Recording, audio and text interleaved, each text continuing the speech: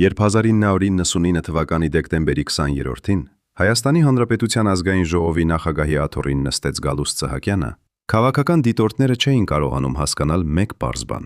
ինչու է այս մարդը, որը երբեք չի եղել հանրային սիրելի դեմք, որը երբեք չի ունեցել քարիզմատիկ առաջնորդի հատկանիշներ, դառնում երկրի երրորդ ամենաազդեցիկ մարդը։ Բայց ավելի խորը հարց կար, որը շշնջում էին միայն փակ դռների հետևում։ Ինչպես է հնարավոր, որ մեկ մարդ 17 տարի անընդմեջ պահպանի իր դիրքը իշխանության գագաթին, երբ նրա շուրջը բոլորը փոխվում են, անկում են, անհետանում։ Պատասխանը թաքնված էր ոչ թե Գալուստ Սահակյանի հանրային կերպարում, այլ նրա հարաբերություններում մի մարդու հետ, ով դարձավ Հայաստանի ամենաազդեցիկ ղեկավարը։ Սերժ Սարգսյանի հետ։ Այս հարաբերությունները չէին սահմանափակվում պարզ քաղաքական դաշինքով կամ կուսակցական հավատարմությամբ։ Դա էր ինչ-որ ավելի խորը, ավելի անտեսանելի, ավելի վտանգավոր։ Դա էր այն կապը, որը կարող էր պահել իշխանությունը, բայց նաև կարող էր այն ոչնչացնել մեկ վայրկյանում։ Երբ Սերժ Սարգսյանը 1998 թվականին դարձավ Հայաստանի ազգային անվտանգության նախարար, նա արդեն գիտեր, թե ում է պետք իր կողքին։ Ոչ թե ամենաբարձրաձայն հայրենասերները, ոչ թե ամենափայլուն մտավորականները, այլ մարդիկ, ովքեր հասկանում էին իշխանության լռության լեզուն։ Գալուստ Սահակյանը հենց այդպիսին էր։ Նա չէր խոսում շատ, բայց երբ խոսում էր, նրա խոսքերը ունեին քաղաքական ծանրություն։ Նա չէր սիրում լույսերը, բայց գիտեր, թե ինչպես շարժվել ստվերներում։ Եվ ամենակարևորը, նա գիտեր, թե ինչպես պահել գաղտնիքներ։ Սերժ Սարգսյանի համար Գալուստը դարձավ ոչ թե պարզապես քաղաքական դաշնակից, այլ այն մարդը, ով կարող էր կառավարել ազգային ժողովը այնպես, ինչպես Սերժը ցանկանում էր։ Երբ 1998 թվականին Հանրապետական կուսակցությունը ստեղծվեց, Գալուստը եղավ նրա հիմնադիրներից մեկը, բայց նրա դերը չէր սահմանափակվում կուսակցական կառուցվածքներով։ Նա դարձավ այն անտեսանելի կամուրջը, որը կապում էր նախագահական ապարատը խորհրդարանի հետ, եւ այդ կամուրջը պետք է լիներ անխախտ, անտեսանելի, անխոցելի։ Բայց ինչու հենց Գալուստ Սահակյանը, ինչու ոչ թե ուրիշ, ավելի փայլուն, ավելի հանրաճանաչ քաղաքական գործիչներ։ Պատասխանը կայանում էր նրանում, որ Գալուստը ուներ մի հատկություն, որը Սերժ Սարգսյանի համար ավելի արժեքավոր էր, քան ցանկացած քարիզմա կամ հանրաճանաչություն։ Նա գիտեր, թե ինչպես լռել։ Քաղաքական Երևանում, որտեղ ամեն մի խոսք կարող էր դառնալ զենք, որտեղ ամեն մի շշուկ կարող էր ստեղծել սկանդալ, Գալուստ Սահակյանը եղավ այն մարդը, ով երբեք չէր թողնում, որ իր բերանից դուրս գա մի խոսք, որը կարող էր վնասել նախագահին։ Նա տեսել էր շատ բան, նա գիտեր շատ բան, բայց նա երբեք չէր խոսել։ Եվ հենց այդ լռությունը դարձավ նրա ամենամեծ ուժը։ Երբ 1999 թվականին Գալուստը դարձավ ազգային ժողովի նախագահ, շատերը զարմացան։ Ինչպես կարող էր այս անտեսանելի անձայն մարդը ղեկավարել երկրի խորհրդարանը։ Բայց Սերժ Սարգսյանի համար ընտրությունը ակնհայտ էր։ Նա պետք էր մարդ, ով չէր փորձի դառնալ աստղ, ով չէր փորձի գողանալ լույսերը, ով չէր փորձի ստեղծել իր սեփական քաղաքական կենտրոնը։ Գալուստը հենց այդպիսին էր։ Նա գիտեր իր տեղը, եւ նա երբեք չէր փորձում դուրս գալ այդտեղից։ Բայց կար արդյոք ավելին։ Կար արդյոք ինչ-որ գաղտնի պայմանագիր, ինչ-որ անտեսանելի կապ, որը պահում էր այս երկու մարդկանց միասին։ Երբ քաղաքական դիտորդները վերլուծում էին Սերժ Սարգսյանի եւ Գալուստ Սահակյանի հարաբերությունները, դրանք հաճախ օգտագործում էին մի արտահայտություն. Իմ Գալուստը։ Սերժ Սարգսյանը երբեմն այդպես էր անվանում ազգային ժողովի նախագահին, ոչ թե ծաղրանքով, այլ տիրապետման զգացումով։ Գալուստը նրա մարդն էր, նրա գործիքը, նրա ապահովագրությունը։ Բայց ինչի դիմաց։ Ինչ էր տալիս Սերժ Սարգսյանը Գալուստ Սահակյանին, որ նա մնար այդքան հավատարիմ, այդքան լուռ, այդքան անխախտ։ Դա չէր կարող լինել միայն իշխանություն։ Իշխանությունը Գալուստը արդեն ուներ։ Դա չէր կարող լինել միայն փող։ Փողը նույնպես արդեն կար։ Ուրեմն ինչ էր։ Ինչ էր այն անտեսանելի շղթան, որը կապում էր այս երկու մարդկանց։ 1999 թվականից մինչև 2018 թվականը Գալուստ Սահակյանը մնաց ազգային ժողովի նախագահի պաշտոնում։ 17 տարի։ 17 տարի անընդմեջ իշխանության գագաթին։ Այդ ընթացքում Հայաստանում փոխվեց ամեն ինչ։ Փոխվեցին նախագահները, փոխվեցին կառավարությունները, փոխվեցին քաղաքական դաշինքները, բայց Գալուստ Սահակյանը մնաց։ Նա մնաց, որովհետև Սերժ Սարգսյանը չէր կարող թույլ տալ, որ նա հեռանա, եւ Գալուստը գիտեր դա։ Նա գիտեր, որ իր ուժը չէր կայանում նրանում, թե ինչքան սիրված է ժողովրդի կողմից, այլ նրանում, թե ինչքան անհրաժեշտ է նախագահի համար։ Եվ նա օգտագործում էր այդ անհրաժեշտությունը։ Ոչ թե բացահայտ, ոչ թե սպառնալիքներով, այլ պարզապես մնալով այնտեղ, որտեղ պետք է։ Լռելով, երբ պետք է լռել, խոսելով, երբ պետք է խոսել։ Եվ երբեք չանցնելով այն անտեսանելի գիծը, որը կարող էր ամեն ինչ փոխել։ Բայց ինչ էր այդ գիծը։ Ինչ էր այն գաղտնիքը, որը Գալուստ Սահակյանը պահում էր իր մեջ։ Ինչ էր այն տեղեկատվությունը, որը նա տիրապետում էր եւ որը կարող էր վտանգել ոչ միայն Սերժ Սարգսյանի քաղաքական կարիերան, այլ նաեւ ամբողջ իշխանական համակարգը։ Քաղաքական Երևանում շրջում էին տարբեր տեսություններ։ Ոմանք ասում էին, որ Գալուստը գիտեր Սերժ Սարգսյանի ֆինանսական գործարքների մասին, որոնք երբեք չէին դարձել հրապարակային։ Ուրիշներն ասում էին, որ նա տիրապետում էր տեղեկատվության, որը կապված էր Արցախյան պատերազմի ժամանակաշրջանի հետ, երբ Սերժ Սարգսյանը եղել է պաշտպանության նախարար։ Երրորդները հավատում էին, որ Գալուստը պարզապես գիտեր չափազանց շատ բան իշխանական ընտանիքների ներքին կյանքի, նրանց բիզնես շահերի, նրանց գաղտնի պայմանագրերի մասին։ Բայց ճշմարտությունը հավանաբար ավելի բարդ էր։ Ճշմարտությունը կայանում էր նրանում, որ Գալուստ Սահակյանը չէր պահում մեկ մեծ գաղտնիք, այլ հարյուրավոր փոքր գաղտնիքներ, որոնք միասին ստեղծում էին մի անխախտ ցանց, որից դուրս գալը նշանակում էր քաղաքական ինքնասպանություն։ Երբ 1998 թվականին Սերժ Սարգսյանը դարձավ վարչապետ, իսկ հետո 1999 թվականին նախագահ, Գալուստ Սահակյանի դերը դարձավ ավելի կարևոր։ Նա այլևս ոչ միայն ազգային ժողովի նախագահն էր, այլ նաև այն մարդը, ով ապահովում էր, որ խորհրդարանը երբեք չդառնա սպառնալիք նախագահական իշխանության համար։ Նա վերահսկում էր падգամավորներին, նա վերահսկում էր օրակարգը, նա վերահսկում էր քվեարկությունները, եւ նա անում էր դա այնպես անտեսանելի, այնպես արդյունավետ, որ շատերը նույնիսկ չէին նկատում, թե ինչպես է աշխատում այդ մեխանիզմը։ Բայց ովքեր աշխատում էին ազգային ժողովում, նրանք գիտեին։ Նրանք տեսնում էին, թե ինչպես է Գալուստ Սահակյանը մի հայացքով կարող փոխել падգամավորի կարծիքը։ Ինչպես է նա մի լուր զրույցով կարող ապահովել, որ անհարմար օրինագիծը երբեք չհասնի քվեարկության։ Ինչպես է նա մի հեռախոսազանգով կարող լուծել այն, ինչը ուրիշների համար թվում էր անլուծելի խնդիր։ Բայց այս ամենի գինը ինչ էր։ Ինչ էր վճարում Գալուստ Սահակյանը իր հավատարմության համար։ Արդյոք նա զգում էր, որ դառնում է գերի այն համակարգի, որը ինքը օգնում էր ստեղծել։ Արդյոք նա հասկանում էր, որ ամեն մի օր, որը նա անցկացնում էր ազգային ժողովի նախագահի աթոռին, նա ավելի ու ավելի էր խորանում մի ցանցի մեջ, որից դուրս գալը դառնում էր անհնար։ Նրա մերձավորները, նրանք, ովքեր համարձակվում էին խոսել անանուն, պատմում էին, որ Գալուստը երբեմն թվում էր հոգնած, ոչ թե ֆիզիկապես, այլ հոգեպես։ Կարծես նա կրում էր մի ծանրություն, որը ուրիշները չէին տեսնում։ Կարծես նա գիտեր ինչ-որ բան, որը նրան թույլ չէր տալիս հանգիստ քնել, բայց նա երբեք չէր խոսում դրա մասին։ Նա շարունակում էր գնալ իր ճանապարհով, լուր, հաստատուն, անխախտ։ Եվ այդ ճանապարհը տանում էր դեպի մի կետ, որտեղ Գալուստ Սահակյանի եւ Սերժ Սարգսյանի հարաբերությունները պետք է անցնեին վերջնական փորձությունից։ Երբ 2018 թվականի գարնանը Հայաստանում սկսվեց քաղաքական ճգնաժամը, երբ փողոցները լցվեցին մարդկանցով, ովքեր պահանջում էին փոփոխություններ, Գալուստ Սահակյանը կանգնած էր մի խաչմերուկում։ Մի կողմից Սերժ Սարգսյանը, ում նա ծառայել էր 17 տարի, մյուս կողմից փողոցը, որը պահանջում էր նրա հեռացումը։ Եվ Գալուստը պետք է ընտրեր։ Բայց արդյոք նա իսկապես ուներ ընտրություն։ Արդյոք նա կարող էր դավաճանել այն մարդուն, ով պահել էր նրան իշխանության գագաթին այդ քարկար։ Թե նա պետք է դավաճաներ իր սեփական ապրելակերպին, իր սեփական ինքնությանը, այն ամենին, ինչ նա դարձել էր այդ 17 տարիների ընթացքում։ Պատասխանը եկավ ապրիլի 23-ին, երբ Սերժ Սարգսյանը հրաժարական տվեց վարչապետի պաշտոնից։ Գալուստ Սահակյանը լռեց։ Նա չարտահայտվեց, նա չպաշտպանեց, նա չդատապարտեց, նա պարզապես լռեց։ Եվ այդ լռությունը ավելի բարձրաձայն էր, քան ցանկացած խոսք։ Դա էր այն պահը, երբ շատերը հասկացան, որ Գալուստ Սահակյանի եւ Սերժ Սարգսյանի հարաբերությունները չէին հիմնված սիրո կամ գաղափարական համերաշխության վրա։ Դրանք հիմնված էին փոխադարձ անհրաժեշտության վրա։ Եվ երբ այդ անհրաժեշտությունը վերջացավ, հարաբերությունները նույնպես վերջացան։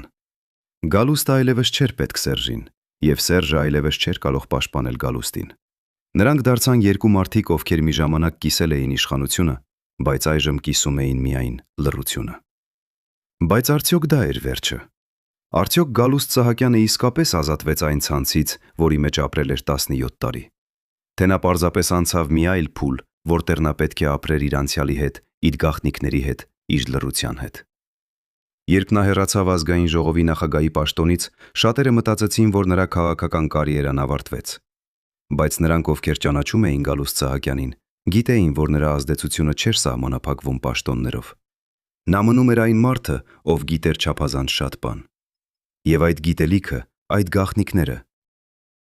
այդ լռությունը, դրանք էին նրա իսկական ուժը։ Ուժ, որը կարող էր օգտագործվել ցանկացած պահի։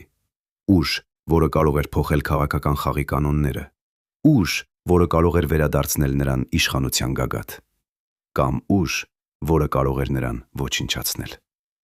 Այսօր, երբ մենք նայում ենք Գալուստ Սահակյանի և Սերժ Սարգսյանի հարաբերություններին, մենք տեսնում ենք ոչ թե պարզ քաղաքական դաշինք, այլ մի բարդ, խճճված, երբեմն վտանգավոր կկապ, որը սահմանեց Հայաստանի քաղաքական կյանքը 17 տարի։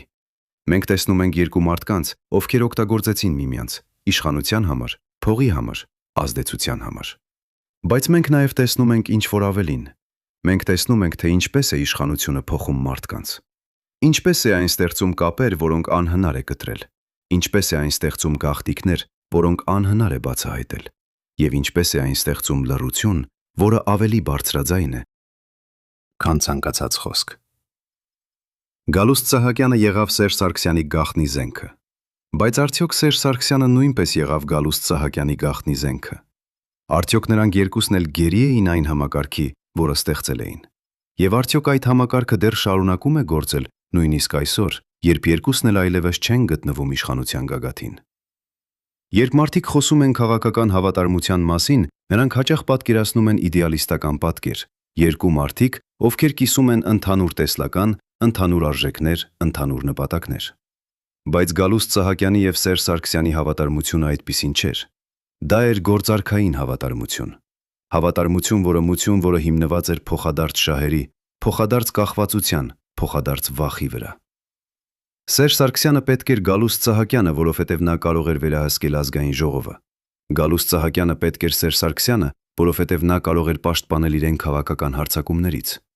Եվ երկուսն էլ պետք էին միմյանց, որովհետև նրանք գիտեին միմյանց գաղտնիքները։ Այդ գաղտնիքները դարձան այն շղթաները, որոնք պահում էին նրանց միասին։ Բայց ինչպիսին էին այդ գաղտնիքները։ Ինչպիսին էր այն տեղեկատվությունը, որը Գալուստ Սահակյանը տիրապետում էր Սերժ Սարգսյանի մասին։ Քաղաքական աղբյուրները, ովքեր խոսում են անանուն, պատմում են տարբեր պատմություններ։ Ոմանք ասում են, որ Գալուստը գիտեր Սերժ Սարգսյանի ընտանիքի բիզնես գործարքների մասին, որոնք իրականացվել են պետական ռեսուրսների օգտագործմամբ։ Ուրիշներն ասում են, որ նա տիրապետում էր տեղեկատվությանության այն մասին, թե ինչպես են բաշխվել պետական պայմանագրերը, ով է ստացել արտոնություններ, ով է վճարել կաշառք։ Երրորդները հավատում են, որ Գալուստը գիտեր ավելի խորը գաղտնիքներ, կապված Արցախյան պատերազմի ժամանակաշրջանի հետ, երբ Սերժ Սարգսյանը եղել է պաշտպանության նախարար, եւ երբ որոշումներ են կայացվել, որոնք հետագայում դարձել են վիճելի։ Բայց ամենավտանգավոր գաղտնիքները հավանաբար չէին կապված մեկ կոնկրետ իրադարձության հետ։ Դրանք էին ամենօրյա գաղտնիքները, փոքր կոռուպցիոն սխեմաները, փոքր պայմանագրերը, փոքր դավադրությունները, որոնք միասին ստեղծում էին մի մեծ պատկեր։ Գալուստ Սահակյանը, որպես ազգային ժողովի նախագահ, տեսնում էր ամեն ինչ։ Նա տեսնում էր, թե ինչպես են ընդունվում օրենքները։ Նա տեսնում էր, թե ով է ազդում այդ օրենքների վրա։ Նա տեսնում էր, թե ով է շահում այդ օրենքներից։ Եվ նա պահում էր այդ տեղեկատվությունը իր մեջ։ Ոչ թե որպես սպառնալիք, այլ որպես ապահովագրություն։ Ապահովագրություն, որը կարող էր օգտագործվել, եթե երբևէ նրա դիրքը վտանգվեր։ Սերժ Սարգսյանը իր կողմից նույնպես տիրապետում էր տեղեկատվության Գալուստ Սահակյանի մասին։ Նա գիտեր, թե ինչպես է Գալուստը կառավարում ազգային ժողովը։ Նա գիտեր, թե ինչ մեթոդներ է օգտագործում՝ ճնշում, կաշառք, սպառնալիք։ Նա գիտեր, թե ինչպես է Գալուստը հարստացել իր պաշտոնավարման տարիների ընթացքում։ Եվ նա նույնպես պահում էր այդ տեղեկատվությունը որպես ապահովագրություն։ Այսպիսով երկու մարդիկ, ովքեր պետք է լինեին դաշնակիցներ, դարձան միմյանց գերիները։ Նրանք չէին կարող դավաճանել միմյանց, որովհետև դա նշանակում էր դավաճանել իրենց ինքներս։ Նրանք չէին կարող հեռանալ միմյանցից, որովհետև դա նշանակում էր կորցնել իրենց ապահովագրությունը։ Եվ այդպես նրանք շարունակեցին իրենց տարօրինակ պարը 17 տարի անընդմեջ։ Բայց այս պարը ուներ իր կինը։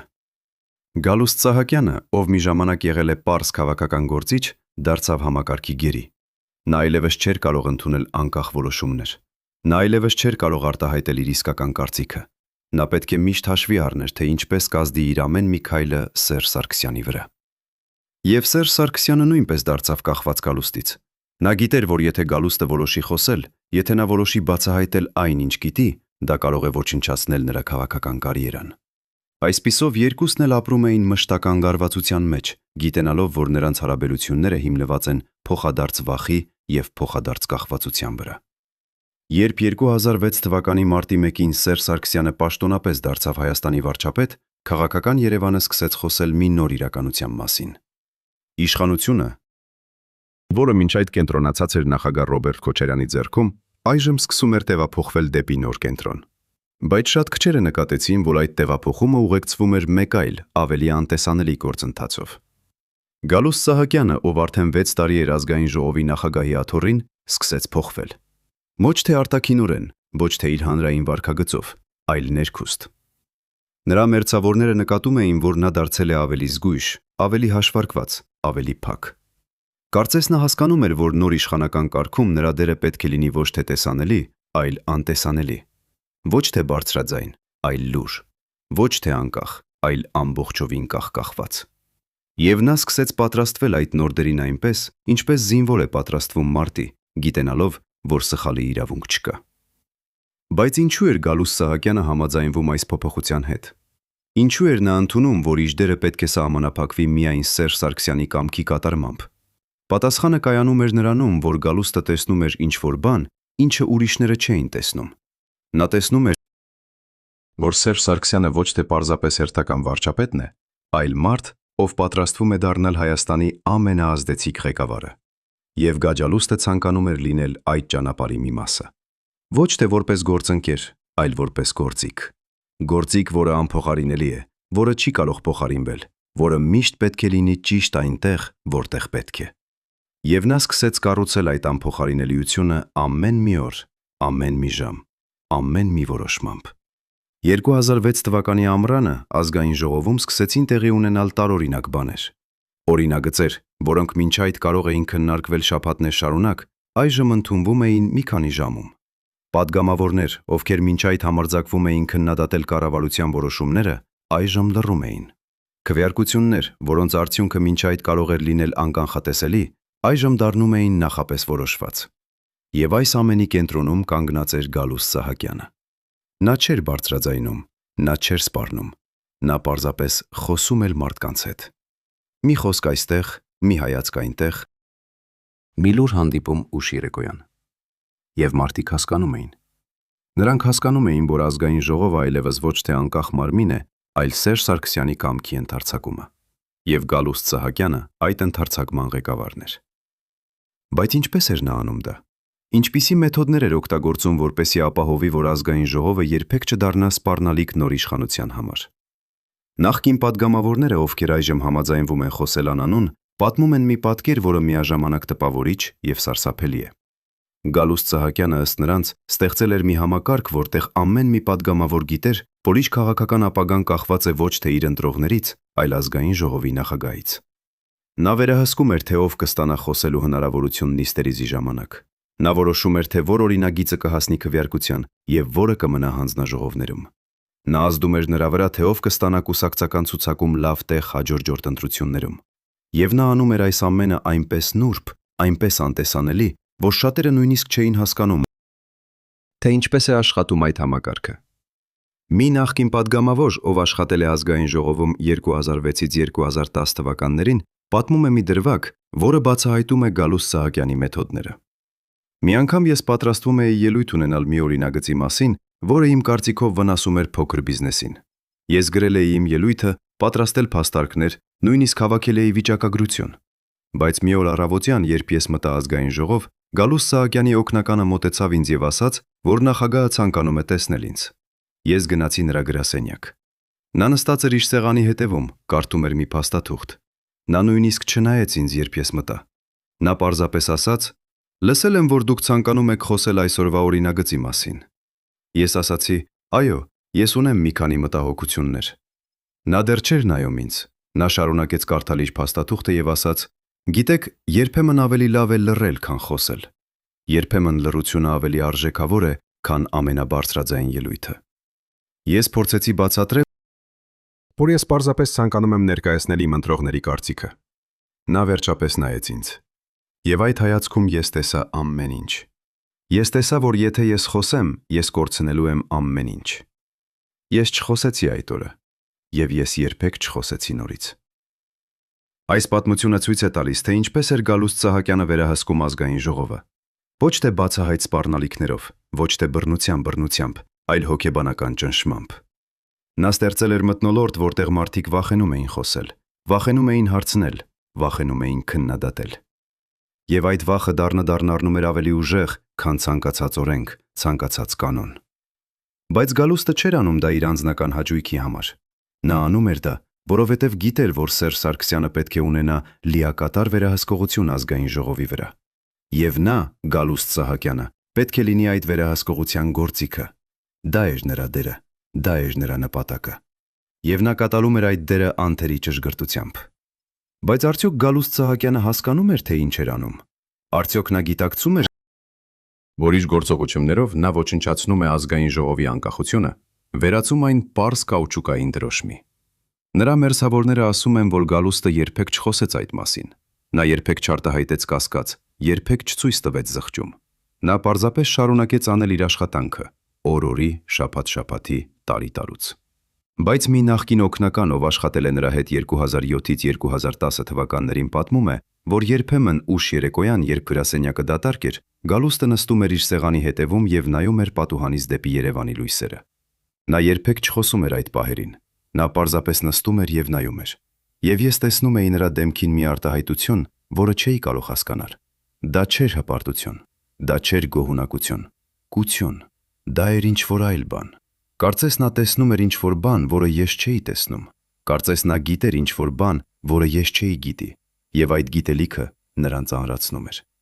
Արդյոք այդ ծանրությունը կապված էր Գալուստ Սահակյանի գիտակցության հետ, որ նա դավաճանում էր այն սկզբունքներին, որոնց մի ժամանակ հավատացել էր։ Արդյոք նա հիշում էր այն ժամանակները, երբ նա մտել էր քաղաքականություն, հավատալով, որ կարող է փոխել երկիրը, բարելավել մարդկանց կյանքը, ստեղծել ավելի արդար հասարակություն։ Արդյոք նա տեսնում էր, թե ինչպես է նա դարձել ճիշտ այն, ինչի դեմ մի ժամանակ պայքարել էր։ Այս հարցերը մնում են առանց պատասխանի։ Բայց մի բան հստակ է. Գալուստ Սահակյանը վճարում էր գին իր իշխանության համար։ Եվ այդ գինը չէր չափվում փողով կամ պաշտոններով։ Այն չափվում էր նրանով, թե ինչ էր նա կորցնում իր ներսում, իր ինքնությունը, իր արժեքները, իր հոգին։ 2008 թվականի փետրվարի 19-ը Սերժ Սարգսյանը ընտրվեց Հայաստանի նախագահ։ Գալուստ Սահակյանի համար դա նշանակում էր, որ նրա դերը այժմ դառնում էր ավելի կարևոր, քան երբևէ։ Նա այլևս ոչ թե պարզապես ազգային ժողովի նախագահն էր, այլ նախագահ Սարգսյանի ըսյանի ամենամերձ դաշնակիցներից մեկը։ Բայց այդ մերձավորությունը ուներ իր գինը։ Գալուստը այժմ պետք է լիներ ավելի զգույշ, ավելի հաշվարկված, ավելի անտեսանելի։ Նա պետք է ապահով էր, որ ազգային ժողովը երբեք չդառնա խոչընդոտ նախագահի համար։ Եվ նա պետք է աներ դա այնպես, որ հանրությունը չնկատի, թե ինչպես է աշխատում այդ մեխանիզմը։ Դա էր նրա մարտահրավերը։ Եվ նա ընդունեց այդ մարտահրավերը լիակատար նվիրվածությամբ։ Բայց արդյոք Սերժ Սարգսյանը գնահատում էր Գալուստ Սահակյանի նվիրվածությունը։ Արդյոք նա հասկանում էր, թե ինչ էր անում Գալուստը նրա համար։ Քաղաքական դիտորդները ասում են, որ Սերժ Սարգսյանը երբեք հանրայնորեն չէր գովաբանում Գալուստին։ Նա երբեք չէր ասում, թե որքան կարևոր է Գալուստը իր համար։ Բայց փակ դռների հետևում, ըստ նրանց, ով ներկա են եղել այդ զրույցներին, Սերժ Սարգսյանը հաճախ ասում էր «իմ Գալուստը»։ Այդ երկու բառերը ամեն ինչ ասում էին։ Դրանք ասում էին, որ Գալուստ Սահակյանը ոչ թե անկախ քաղաքական գործիչ էր, այլ Սերժ Սարգսյանի սեփականությունը։ Դրանք ասում էին, որ Գալուստը պատկանում էր Սերժին այնպես, ինչպես գործիքը պատկանում է իր տիրոջը։ Եվ Գալուստը, ըստ երևույթին, ընդունում էր այդ դերը։ Նա ընդունում էր, որ իր ինքնությունը այժմ սահմանվում է ոչ թե նրանով, թե ով է նա, այլ նրանով, թե ում է նա ծառայում։ Այս հարաբերությունները, որոնք կարող էին թվալ պարզ քաղաքական դաշինք, իրականում ավելի խորն էին։ Դրանք էին հարաբերություններ, որոնք հիմնված էին փոխադարձ կախվածության, փոխադարձ շահերի, փոխադարձ գաղտնիքների վրա։ Սերժ Սարգսյանը կախված էր Գալուստից, որովհետև Գալուստը ապահովում էր, որ ազգային ժողովը երբեք չդառնա սպառնալիք։ Գալուստը կախված էր Սերժից, որովհետև Սերժը ապահովում էր, որ Գալուստը մնա իշխանության գագաթին։ Եվ երկուսն էլ կախված էին այն գաղտնիքներից, որոնք նրանք կիսում էին։ Գաղտնիքներ, որոնք եթե երբևէ բացահայտվեին, կարող էին ոչնչացնել նրանց երկուսին։ Այսպիսով նրանք շարունակեցին իրենց տարօրինակ պարը, գիտենալով, որ նրանք չեն կարող դադարել, որովհետև դադարելը նշանակում էր անկում։ Բայց ինչպիսին էր այդ պարի ամենօրյա իրականությունը։ Ինչպես էին Սերժ Սարգսյանը եւ Գալուստ Սահակյանը շփվում միմյանց հետ օրվա ընթացքում։ Նախկին պաշտոնյաներ, ովքեր աշխատել են նախագահական ապարատում, պատմում են, որ Գալուստը հաճախ այցելում էր նախագահական պալատ։ Այդ այցելությունները չէին գրանցվում պաշտոնական օրակարգում։ Դրանք էին անտեսանելի հանդիպումներ, որտեղ քննարկվում էին ամենակարևոր հարցերը։ Որ օրինագիծը պետք է անցնի ազգային ժողովով, որ падգամավորը պետք է լրացվի, որ քաղաքական ուժը պետք է թուլացվի։ Այս հանդիպումներում Գալուստ Սահակյանը չէր վիճում։ Նա լսում էր, նշում էր եւ գնում էր կատարելու։ Նա դարձել էր կատարյալ գործիքը, անձայն, արդյունավետ, հավատարիմ։ Բայց արդյոք այդ հավատարմությունը բխում էր սիրուց, հարգանքից, թե վախից։ Արդյոք Գալուստ Սահակյանը իսկապես հավատում էր Սերժ Սարգսյանին, թե նա պարզապես վախենում էր կորցնել այն, ինչ ուներ։ Արդյոք նրանց հարաբերություններում կար իսկական վստահություն, թե միայն փոխադարձ շահ։ Այս հարցերը մնում են առանց հստակ պատասխանի։ Հստակ պատասխանի, բայց մի բան անվիճելի է։ Գալուստ Սահակյանը եւ Սերժ Սարգսյանը ստեղծեցին մի համակարգ, որը թույլ տվեց նրանց վերահսկել Հայաստանի քաղաքական կյանքը տասնյակ տարիներ։ Եվ այդ համակարգի հիմքում ընկած էր ոչ թե սեր կամ գաղափարական համերաշխություն, այլ ինչ-որ ավելի ցինիկ, ավելի հաշվարկված, փոխադարձ անհրաժեշտություն եւ փոխադարձ վախ։ Արդյոք այս համակարգը կարող էր գոյատևել հավերժ։ Արդյոք Գալուստ Սահակյանը եւ Սերժ Սարգսյանը կարող էին շարունակել իրենց պարը առանց երբևէ սայթաքելու։ Թե գալիս էր մի օր, երբ այդ համակարգը կփլվի եւ երկուսն էլ կգտնեն իրենց այն ավերակների տակակ, որոնք ինքներն էին ստեղծել։ Պատմությունը, ինչպես կտեսնենք, արդեն պատրաստում էր իր պատասխանը։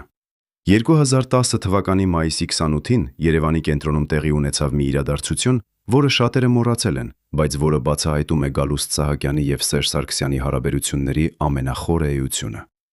Այդ օրը ազգային ժողովի մոտ հավաքվել էին մի քանի հարյուր ցուցարար, պահանջելով Գալուստ Սահակյանի հրաժարականը։ Նրանք բարձրաձայնում էին կոռուպցիայի, իշխանության չարաշահման, ժողովրդավարության ոտնահարման մեղադրանքներ։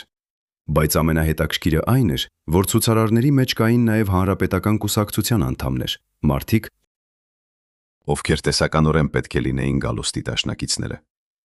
Ինչու էին նրանք դուրս եկել նրա դեմ։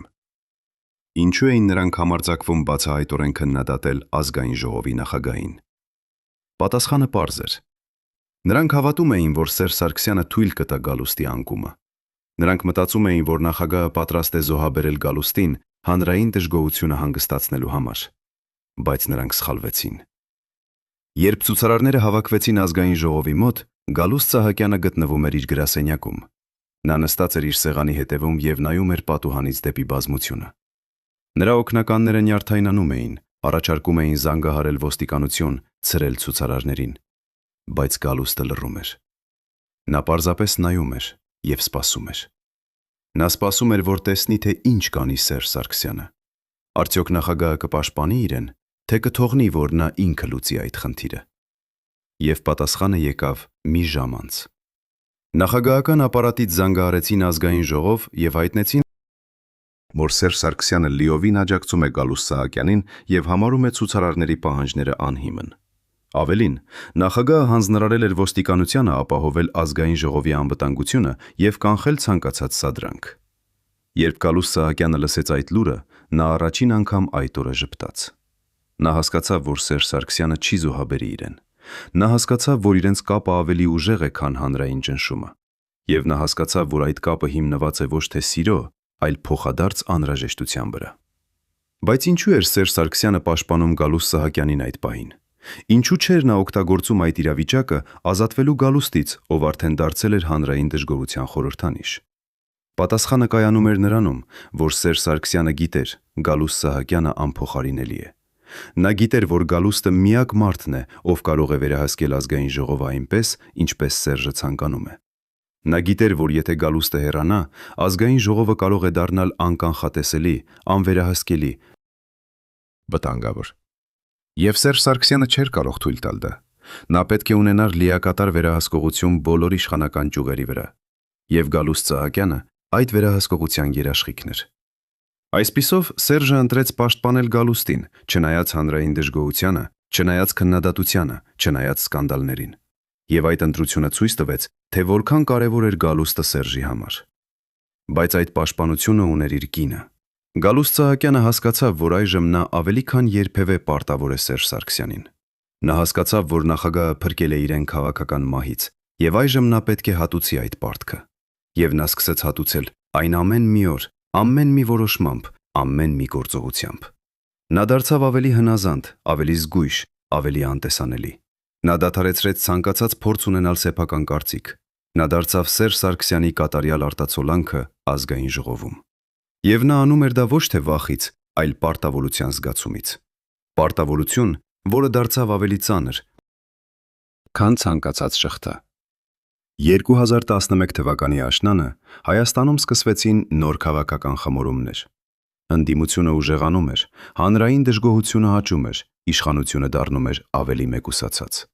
Եվ այս ամենի մեջ Գալուստ Սահակյանը մնում էր ազգային ժողովի նախագահի պաշտոնում, անխախտ, անշարժ, անտեսանելի։ Բայց նրա ներսում ինչ-որ բան փոխվում էր։ Նրա մերձավորները նկատում էին, որ նա դարձել է ավելի փակ, ավելի լուռ, ավելի հեռավոր։ Կարծես նա կրում էր մի ծանրություն, որը օրեցօր ավելի ծանր էր դառնում։ Մի նախկին օգնական պատմում է, որ Գալուստը երբեմն նստում էր իր գրասենյակում ուշ գիշերները եւ կարդում էր հին թերթեր, հին հոդվածներ իր մասին։ Նա կարդում էր այն, ինչ գրել էին նրա մասին տարիներ առաջ, երբ նա նոր էր մտել քաղաքականություն։ Եվ ես տեսնում էի նրա դեմքին մի արտահայտություն, որը նման էր ցավի։ Կարծես նա փորձում էր հիշել, թե ով էր նա մի ժամանակ, եւ չէր կարողանում գտնել այդ մարդուն։ Արդյոք Գալուստ Սահակյանը զղջում էր իր ընտրությունների համար։ 2012 թվականի հունվարի 21-ին, երբ Երևանի ձմեռային մառախուղը ծածկում էր քաղաքի փողոցները, Ազգային անվտանգության ծառայության արխիվում տեղի ունեցավ մի իրադարձություն, որի մասին հանրությունը երբեք չիմացավ։ Այդ առավոտյան 3 աշխատակից մտան հատուկ պահպանվող սենյակ, որտեղ պահվում էին փաստաթղթեր կապված բարձրաստիճան պաշտոնյաների հետ։ Նրանք փնտրում էին մի կոնկրետ թղթապանակ, կոդային անունով Լեռնային արձագանք։ Բայց երբ նրանք բացեցին պահարանը, պարզվեց, որ թղթապանակի ներսում պետք է լինեին 317 էջ, բայց մնացել էին միայն 34։ Մնացած էջերը պարզապես անհետացել էին։ Ոչ մի հետք, ոչ մի նշում,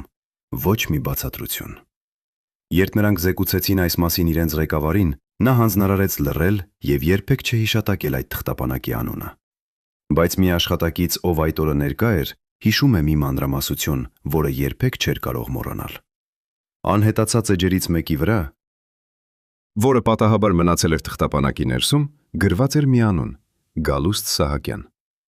Եվ այդ անվան կողքին մի ամսաթիվ՝ 1998 թվականի օգոստոսի 15։ Ինչու էր այդ ամսաթիվը կարևոր։ Ինչ էր տեղի ունեցել այդ օրը, որ պահանջում էր 300 էջ փաստաթղթեր։ Եվ ամենակարևորը, ով էր անհետացրել այդ էջերը եւ ինչու հենց այդ պահին։ Պատասխանը հավանաբար կապված էր նրա հետ, որ 2012 թվականին Գալուստ Սահակյանի դիրքը սկսում էր դառնալ խոցելի։ Նա արդեն 20 տարի էր քաղաքականության մեջ, 11 տարի ազգային ժողովի նախագահի պաշտոնում։ Նրա շուրջը կուտակվել էին հարցեր, կասկածներ, մեղադրանքներ։ Եվ ինչ-որ մեկը, ինչ-որ տեղ որոշել էր, որ ժամանակն է մաքրել հետքերը։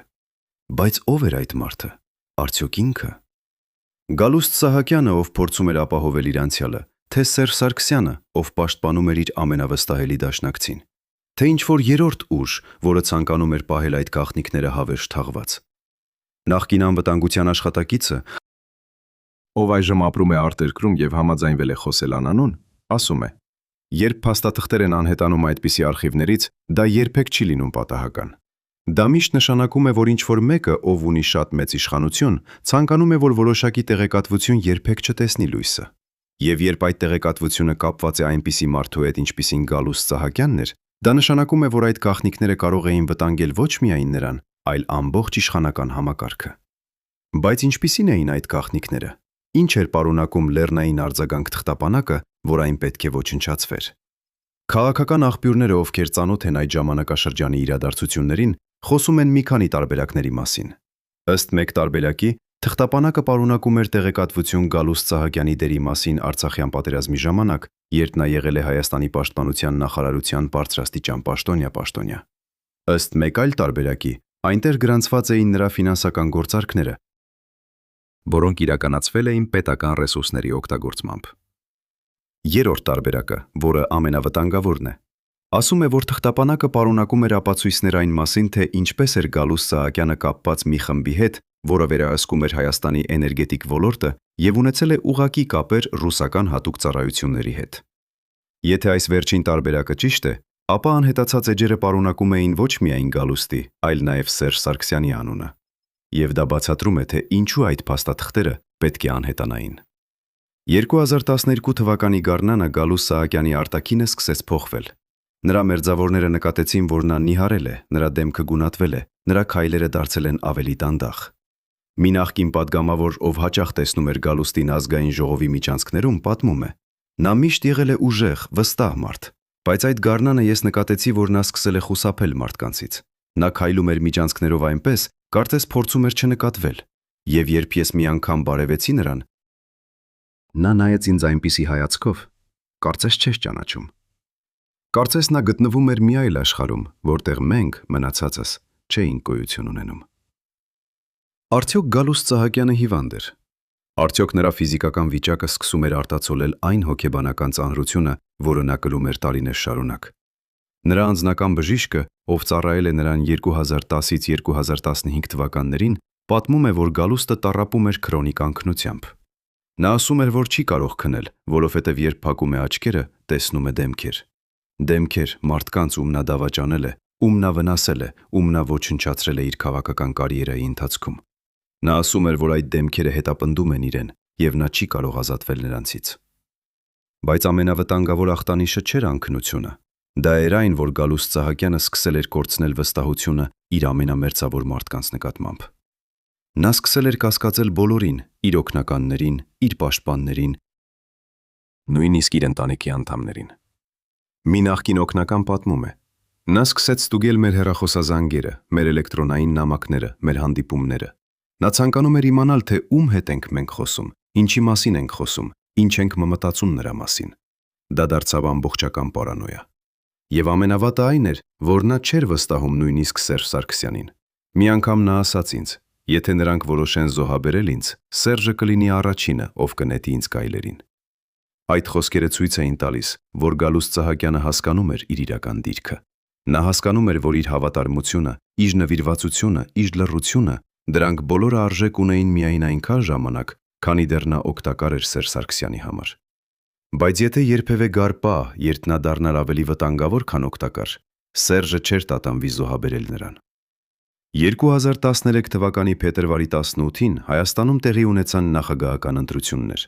Սերժ Սարգսյանը վերընտրվեց երկրորդ ժամկետով։ Գալուստ Սահակյանի համար դա նշանակում էր, որ նա պետք է շարունակեր իր դերը դեռ 5 տարի։ 5 տարի ազգային ժողովի նախագահի պաշտոնում, 5 տարի Սերժ Սարգսյանի ստվերում, 5 տարի այն գաղտնիքների ծանրության տակ, որոնք նա կրում էր։ Բայց արդյոք նա ուներ ուժ դիմանալու դեռ 5 տարի։ Արդյոք նրա մարմինը, նրա հոգին, նրա միտքը կարող էին տոկալ այդ ծանրությանը։ Նրան ամերձավորները կասկածում էին։ Նրանք տեսնում էին, թե ինչպես է Գալուստը օրեցօր ավելի խորանում մի անդունդի մեջ, որտեղից ելք չկար։ Եվ նրանք վախենում էին, որ մի օր նա պարզապես կփլվի այդ ծանրության տակ։ Բայց Գալուստ Սահակյանը շարունակեց։ Նա շարունակեց, որովհետև չգիտեր, թե ինչպես դադարեցնել։ Նա շարունակեց, որովհետև դադարելը նշանակում էր ընդունել, որ իր ամբողջ կյանքը եղել է սխալ, եւ նա չէր կարող ընդունել դա։ Բայց իշխանությունը ունի իր ֆիզիկական գինը։ Երբ մարդ տասնյակ տարիներ ապրում է մշտական լարվածության, մշտական վախի, մշտական կասկածի մեջ, նրա մարմինը սկսում է փլվել։ Գալուստ Սահակյանի դեպքում այդ փլուզումը սկսվեց 2013 թվականի աշնանը։ Նրա ձեռքերը սկսեցին դողալ, երբ նա ստորագրում էր փաստաթղթեր։ Նրա ձայնը դարձավ թույլ, երբ նա խոսում էր ազգային ժողովի նիստերում։ Նրա քայլերը դարձան անվստահ, երբ նա բարձրանում էր աստիճաններով։ Եվ նրա հայացքը, այն հայացքը, որը մի ժամանակ եղել է սառը եւ հաշվարկված, այժմ դարձել էր դատարկ, կորած, հեռավոր։ Մարդիկ, ովքեր տեսնում էին նրան այդ ժամանակ, ասում էին, որ նա նման էր ուրվականի, ապրող, բայց ոչ իսկապես կենդանի։ Կարծես նրա հոգին արդեն հեռացել էր եւ մնացել էր միայն մարմինը, որը շարունակում էր կատարել իր պարտականությունները մեխանիկորեն, առանց զգացմունքի, առանց մտքի, առանց կյանքի։ Ով էր պատասխանատու այս փլուզման համար։ Արդյոք ինքը, Գալուստ Սահակյանը, ով ընտրել էր այս ճանապարհը, թե Սերժ Սարգսյանը, ով օգտագործել էր նրան որպես գործիք, թե համակարգը, որը ստեղծել էր պայմաններ, որտեղ մարդիկ պետք է ընտրեին իշխանության եւ մարդկայնության միջև։ Պատասխանը հավանաբար բոլորն էին։ Գալուստը պատասխանատու էր, որովհետև նա ընտրել էր իշխանությունը։ Սերժը պատասխանատու էր, որովհետև նա շահագործել էր այդ ընտրությունը։ Եվ համակարգը պատասխանատու էր, որովհետև այն ստեղծել էր աշխարհ, որտեղ այդպիսի ընտրությունները դառնում էին անխուսափելի։ Բայց ամենավտանգավորը այն էր, որ այս փլուզումը տեղի էր ունենում լռությամբ։ Ոչ ոք չէր խոսում դրա մասին, ոչ ոք չէր ճանաչում դա, ոչ ոք չէր փորձում օգնել։ Գալուստ Սահակյանը մնում էր մենակ իր ցավի հետ, իր վախի հետ, իր փլուզման հետ։ Եվ նա շարունակում էր գնալ իր ճանապարհով, գիտենալով, որ այդ ճանապարհը տանում է միայն մի ուղղությամբ՝ դեպի վերջ։ 2014 թվականի հունիսի 3-ին Ազգային անվտանգության ծառայության արխիվում տեղի ունեցավ երկրորդ անհետացումը։ Այս անգամ անհետացան ոչ թե էջեր, այլ ամբողջ թղթապանակներ։ 7 թղթապանակ, յուրաքանչյուրը պարունակում էր հարյուրավոր էջ փաստաթղթեր, վկայություններ, լուսանկարներ։ Բոլորը կապված էին մի ժամանակաշրջանի հետ՝ 1998-ից 1998 թվականներ։ Եվ բոլորը պարունակում էին մի անուն՝ Գալուստ Սահակյան։ Երբ արխիվի պատասխանատուն հայտնաբերեց անհետացումը, նա անմիջապես զեկուցեց իր ղեկավարին։ Բայց ղեկավարը փոխարենը, որ սկսեր հետաքննություն, պարզապես ասաց. «Մոռացիր այդ թղթապանակների մասին, դրանք երբեք չեն եղել»։ Եվ այդպես 7 թղթապանակ, որոնք կարող էին բացահայտել Գալուստ Սահակյանի ամենախորը գաղտնիքները, անհետացան պատմությունից։ Բայց մի մարդ, ով աշխատել է այդ արխիվում եւ տեսել է այդ թղթապանակները մինչև նրանց անհետացումը, հիշում է մի մանրամասություն։ Մի թղթապանակի կողքին գրված էր. էներգետիկ համալիր, ռուսական կապեր, գաղտնի պայմանագրեր։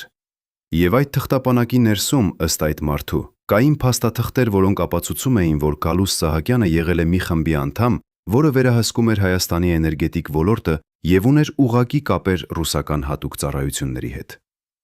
Բայց ինչու էին այդ թղթապանակները անհետանում հենց այդ պահին։ Ինչու 2014 թվականին, երբ Գալուստ Սահակյանը դեռ գտնվում էր իշխանության գագաթին։ Պատասխանը կապված է նրա հետ, որ 2014 թվականին Հայաստանում սկսեցին տեղի ունենալ իրադարձություններ, որոնք սպառնում էին բացահայտել այն, ինչը տասնյակ տարիներ թաղված էր։ Ընդդիմադիր լրագրողները սկսեցին հետաքննություններ կոռուպցիայի, իշխանության չարաշահման, գաղտնի պայմանագրերի մասին։ Քաղաքացիական հասարակության ակտիվիստները սկսեցին պահանջել թափանցիկություն, հաշվետվողականություն, արդարություն։ Եվ ինչ-որ մեկը, ինչ-որ տեղ, որոշեց, որ ժամանակն է ապահովել, որ որոշակի գաղտնիքներ երբեք չտեսնեն լույսը։ Այդ մարդը հավանաբար չէր Գալուստ Սահակյանը։ Նա չուներ մուտք ազգային անվտանգության ծառայության արխիվ։ Այդ մարդը պետք է լիներ ինչ-որ մեկը, ով ուներ շատ ավելի մեծ իշխանություն։ Ինչ-որ մեկը, ով կարող էր հրամայել արխիվի աշխատակիցներին ոչնչացնել փաստաթղթեր առանց հարցերի։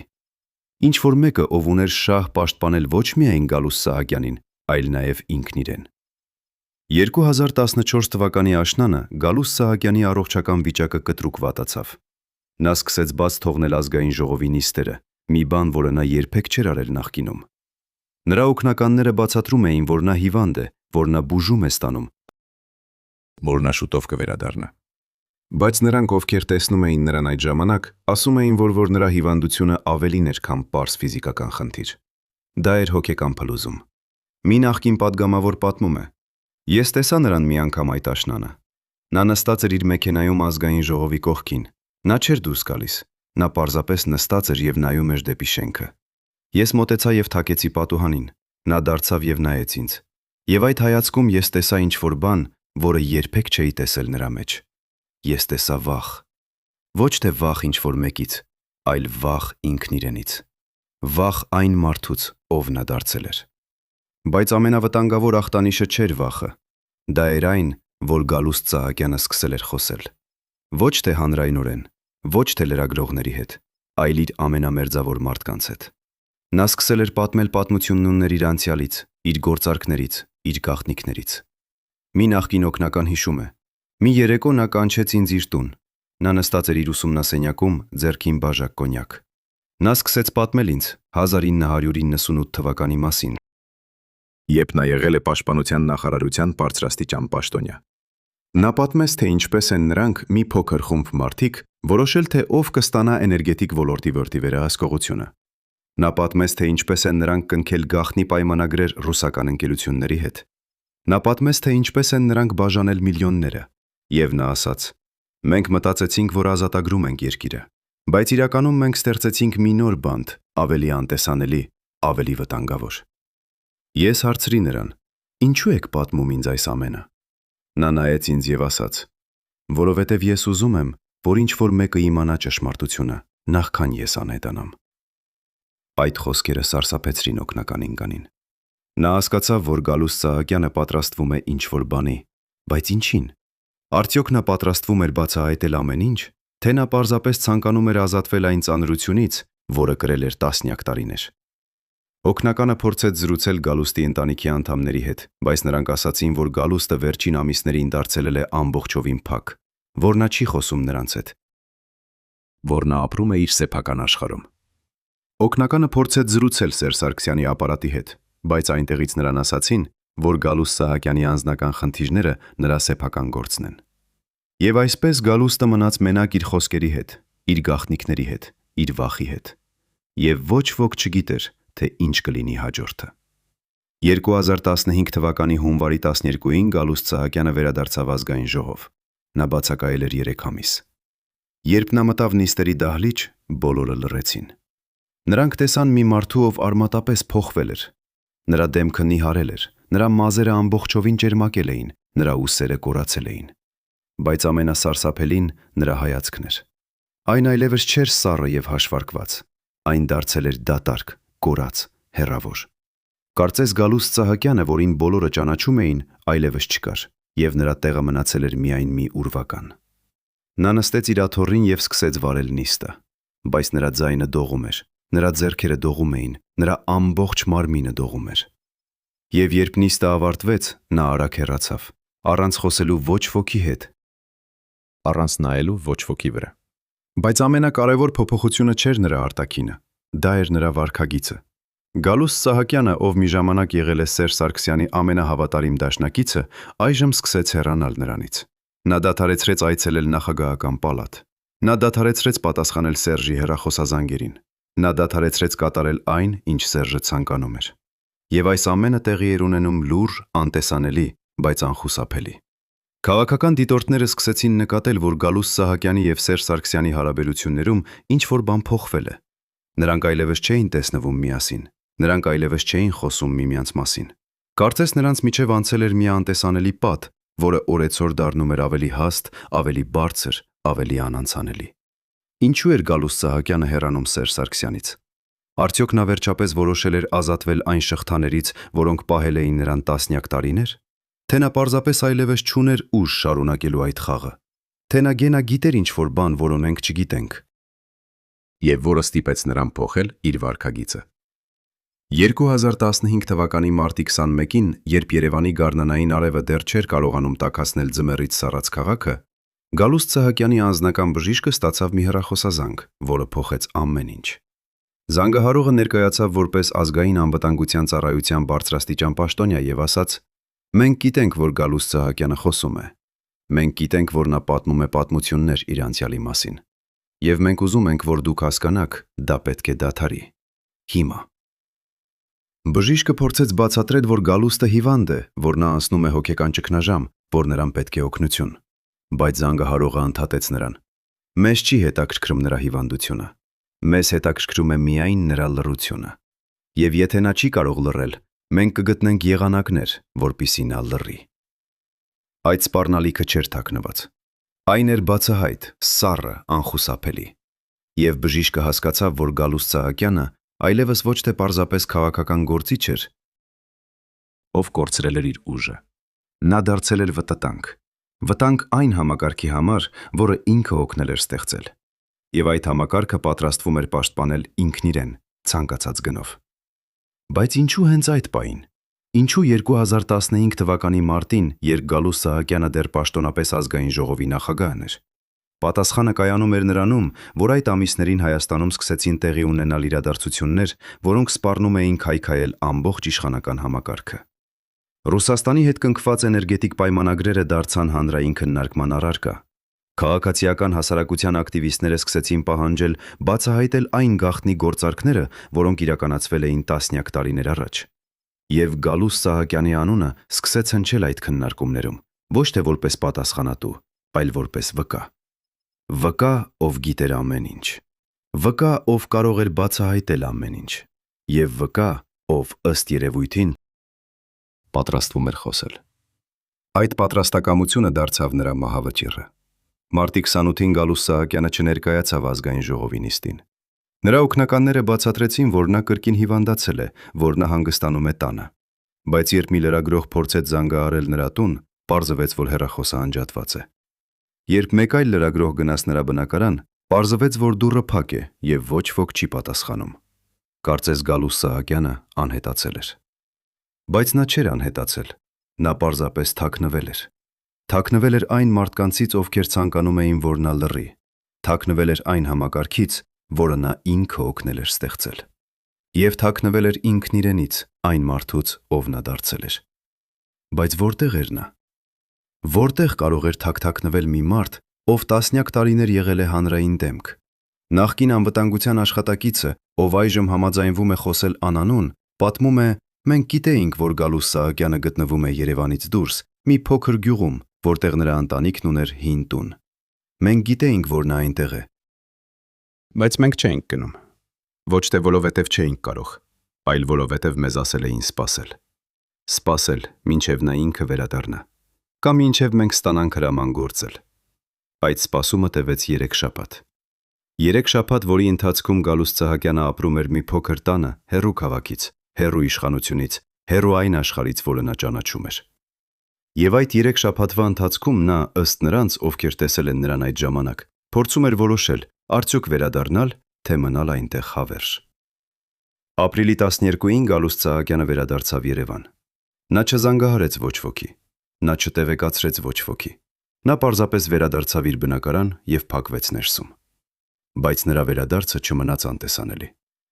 Անվտանգության ծառայությունները անմիջապես իմացան, նախագահական ապարատը անմիջապես իմացավ, եւ Սերժ Սարգսյանը անմիջապես իմացավ։ Եվ այդ պահից սկսվեց մի խաղ, որը պետք է որոշեր Գալուստ Սահակյանի ճակատագիրը։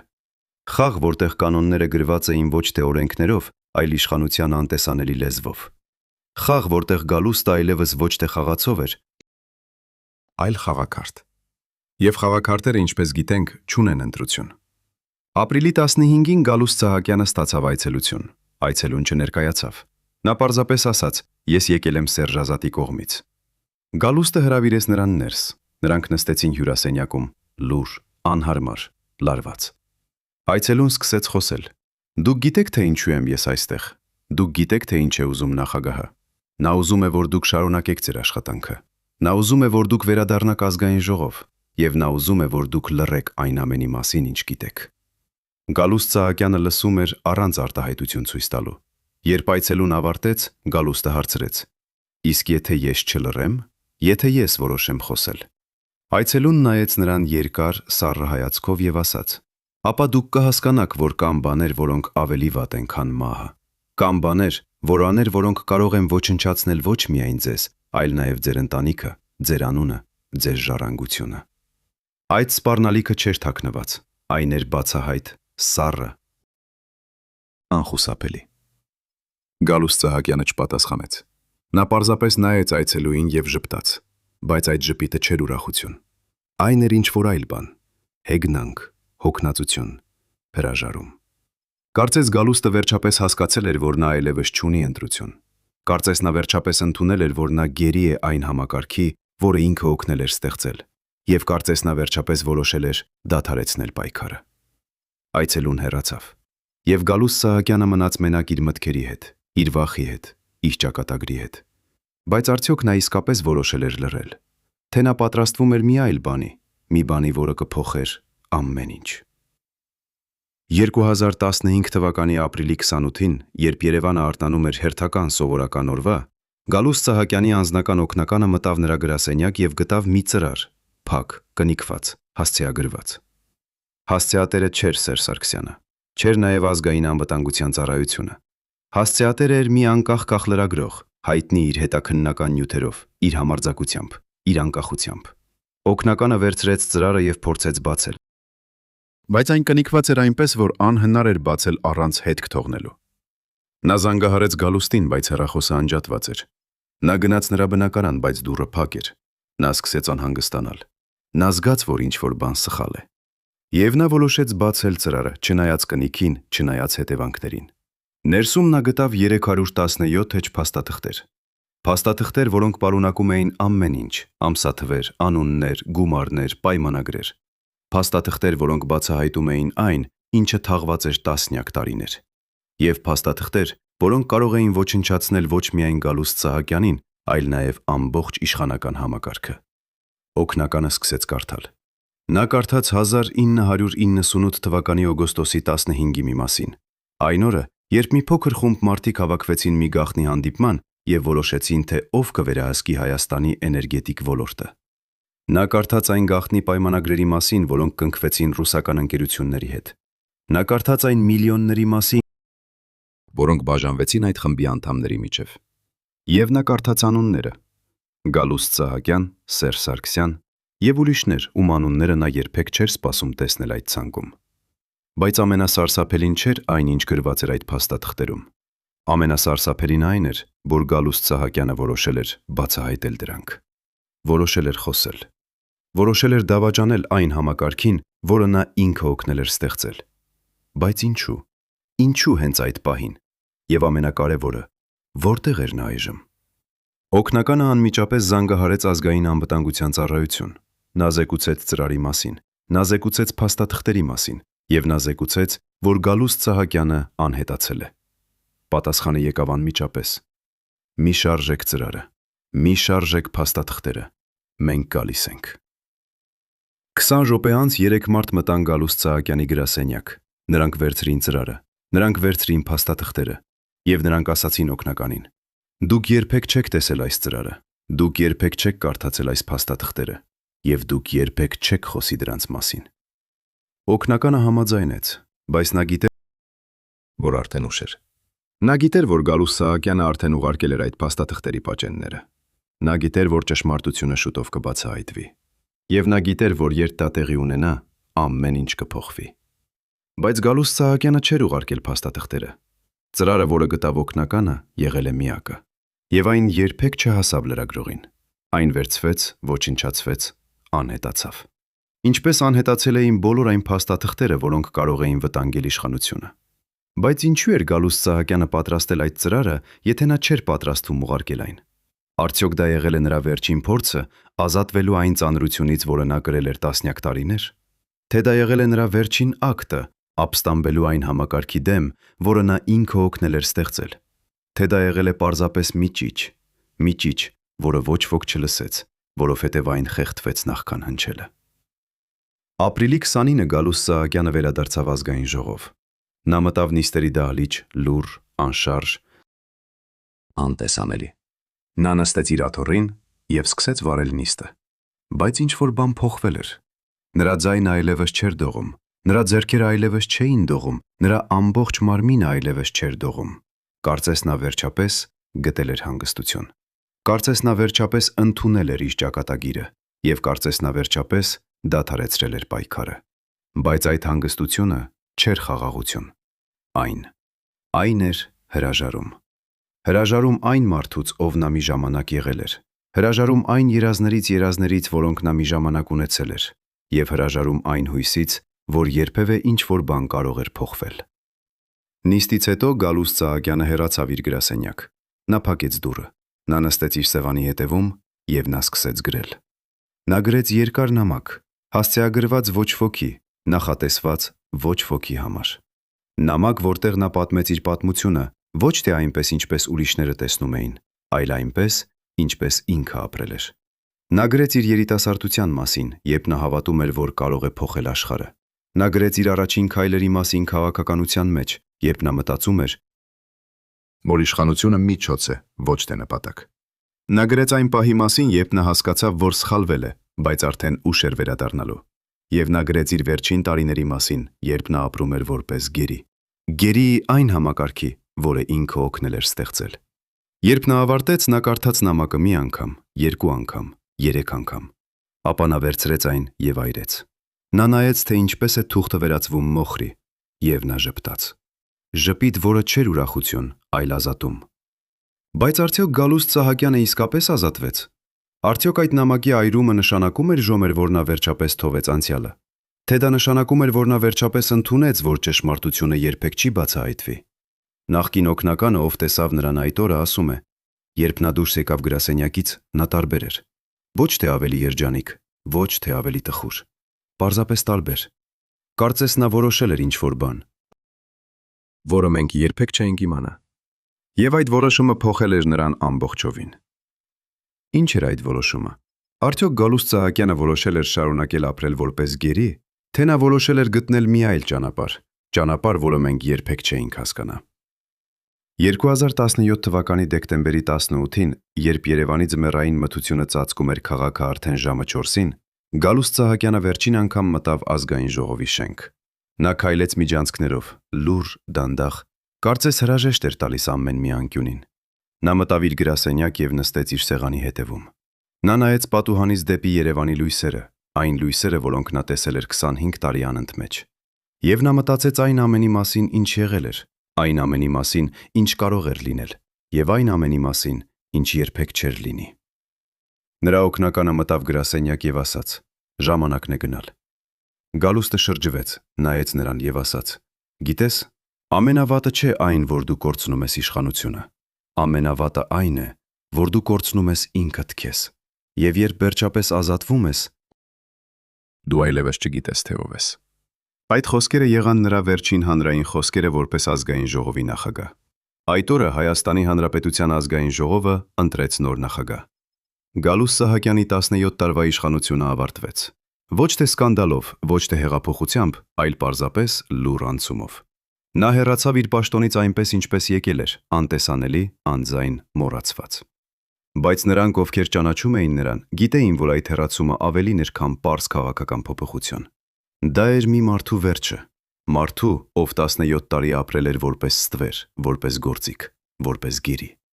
Եվ այժմ, երբ այդ դերը ավարտվել էր, նա պետք է սովորեր ապրել որպես ինքը, եթե նա դեռ հիշում էր, թե ով էր ինքը։ Բայց Սերժ Սարգսյանը չմոռացավ Գալուստ Սահակյանին։ Նույնիսկ երբ Գալուստը այլևս չէր ազգային ժողովի նախագահ, Սերժը շարունակեց պահպանել կապը նրա հետ։ Ոչ թե հանրայնորեն, ոչ թե պաշտոնապես, այլ անտեսանելի, գաղտնի, անխուսափելի։ Նրանք հանդիպում էին երբեմն ուշ երեկոյան, փակ դռների հետևում, հեռու հանրային աչքերից։ Եվ այդ հանդիպումներում նրանք խոսում էին ոչ թե քաղաքականության մասին, այլ անցյալի մասին։ Անցյալի, որը նրանք կիսում էին, անցյալի, որը նրանք պետք է պահպանեին գաղտնի, եւ անցյալի, որը կարող էր ոչնչացնել նրանց երկուսին, եթե երբևէ բացահայտվեր։ Այդ հանդիպումները չէին ընկերություն, դրանք էին փոխադարձ ապահովագրություն։ Ապահովագրություն, որ ոչ մեկը չի դավաճանի մյուսին։ Ապահովագրություն, որ գաղտնիքները կմնան թաղված, եւ ապահովագրություն, որ երկուսն էլ կշարունակեն ապրել իրենց սուտ կյանքը մինչև վերջ։ 2018 թվականի ապրիլին, երբ Հայաստանում սկսվեց քաղաքական ճգնաժամը, Գալուստ Սահակյանը լռեց։ Նա չարտահայտվեց Սերժ Սարգսյանի օգտին, նա չարտահայտվեց նրա դեմ, նա պարզապես լռեց։ Եվ այդ լռությունը ավելի բարձրաձայն էր, քան ցանկացած խոսք։ Դա էր լռություն, որը ասում էր. «Ես այլևս մաս չեմ այս խավի»։ Դա էր լռություն, որը ասում էր.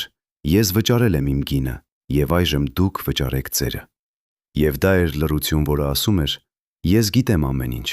բայց ես երբեք չեմ խոսի»։ Որովհետև խոսելը նշանակում է ոչնչացնել ինքս ինձ։ Երբ Սերժ Սարգսյանը հրաժարական տվեց, Գալուստ Սահակյանը տանը էր։ Նա նայում էր հեռուստացույցին, լուռ, անշարժ, անտարբեր։ Նրա կինը հարցրեց. «Ինչ ես մտածում»։ Նա պատասխանեց. «Ես մտածում եմ, որ ամեն ինչ ավարտվեց, բայց ոչինչ չփոխվեց»։ Այդ խոսքերը ամփոփում էին Գալուստ Սահակյանի ողջ կյանքը։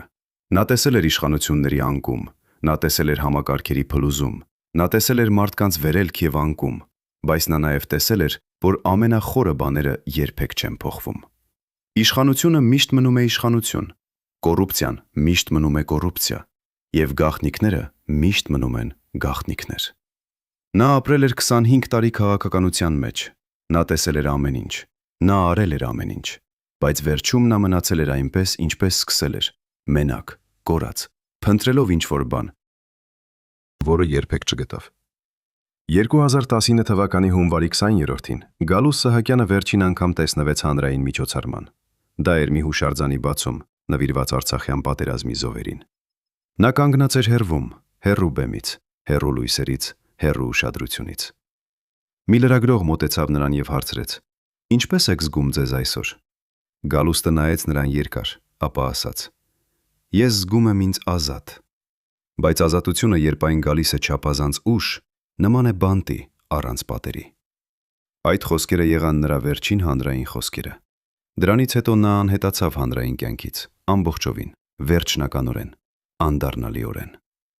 Բայց որտեղ է նա այսօր։ Ինչ է անում, ինչպես է ապրում։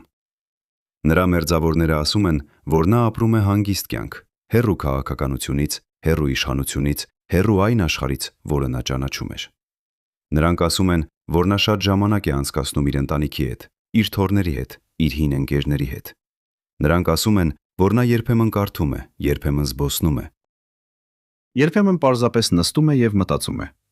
Բայց նրանք նաև ասում են, որ նա երբեք չի խոսում իր անցյալի մասին։ Նա երբեք չի պատմում պատմություններ իր քաղաքական կյանքից։ Նա երբեք չի հիշատակում Սերժ Սարգսյանի անունը։ Կարծես այդ 25 տարին երբեք չեն եղել։ Կարծես այդ ամենը պատկանում է մեկ այլ մարդու, ում նա այլևս չի ճանաչում։ Բայց արդյոք Գալուստ Սահակյանը իսկապես ազատվեց իր անցյալից։ Արդյոք նա իսկապես գտա խաղաղություն։ Թե նա դեռ ապրում է այն գաղտնիքների հետ, որոնք նա կրում է։ Թե նա դեռ տառապում է այն որոշումների համար, որոնք նա կայացրել է։ Թե նա դեռ հարցնում է ինքն իրեն, արդյոք արժե՞ր այդ ամենը։ Այս հարցերը մնում են առանց պատասխանի։ Բայց մի բան հստակ է. Գալուստ Սահակյանի պատմությունը ավելին է, քան մի մարդու պատմություն։ Դա է պատմություն այն մասին, թե ինչպես է իշխանությունը փոխում մարդկանց։ Ինչպես է այն ստեղծում գերիներ, ովքեր ապրում են ոչ թե բանտերում, այլ իրենց սեփական ընտրությունների մեջ։ Եվ ինչպես է այն ստեղծում լռություն, որը ավելի բարձրաձայն է, քան ցանկացած ճիչ։ Երբ պատմությունը գրում է իր վերջին էջերը, նա հաճախ մոռանում է այն մարդկանց, ովքեր ապրեցին ստվերներում։ Գալուստ Սահակյանը եղավ այդպիսի մարդ, ով 17 տարի կանգնած էր իշխանության գագաթին, բայց երբեք չդարձավ իշխանության դեմքը։ Նա եղավ այն անտեսանելի ուժը, որը պահում էր համակարգը, բայց երբեք չստացավ փառք դրա համար։ Եվ երբ համակարգը փլվեց, նա եղավ առաջինը, ում մոռացան։ Բայց նրա ժառանգությունը մնաց, ոչ թե հուշարձաններում, ոչ թե պաշտոնական պատմագրության մեջ, այլ այն անտեսանելի կառույցներում, որոնք նա օգնեց ստեղծել։ Կառույցներ, որոնք դեռ գործում են այսօր։ Կառույցներ, որոնք դեռ որոշում են, թե ինչպես է բաշխվում իշխանությունը Հայաստանում։ Եվ կառույցներ, որոնք դեռ պահպանում են այն գաղտնիքները, որոնք Գալուստ Սահակյանը տիրապետում էր։ Նրա ընտանիքը շարունակեց ապրել հանգիստ կյանք։ Նրա որդիները, ովքեր երբեք չմտան քաղաքականություն, ստեղծեցին իրենց սեփական բիզնեսները հեռու հանրային ուշադրությունից։ Նրա կինը, ով տասնյակ տարիներ լռեց նրա կողքին, շարունակեց լռել նաև նրա հեռացումից հետո։